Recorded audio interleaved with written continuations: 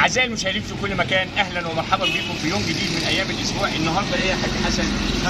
النهارده لحد 9 يوليو 2023.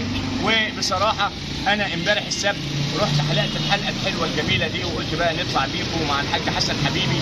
كان معايا في الدراسة سنة بسنة في الإعدادي فرنساوي، كنا احنا قسم فرنساوي. الفرنساوي ده بيبقى حاجه جميله قوي يعني ما شاء الله. وسافرنا مع بعض مصر في القطر بعد ما خلصنا دراستنا.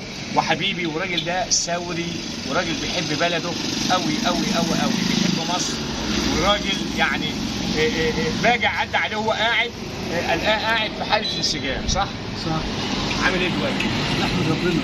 الحمد لله الحمد لله. انت دلوقتي معايا معايا عايز تزعلك والله، اي حد يزعلك كويس. انت راجل بتحب بلدك وراجل ممتاز جدا. لابد نحب بلدنا. الله يكرمك يا رب، الله يخليك.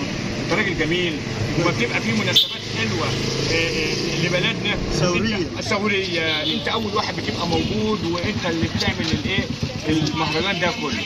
مظبوط؟ مظبوط. تمام. مش انت الحاج حسن برضه؟ نعم. حسن همام؟ نعم. يعني انا جيت صح؟ مظبوط. يعني هو بالظبط كده. نعم. تمام.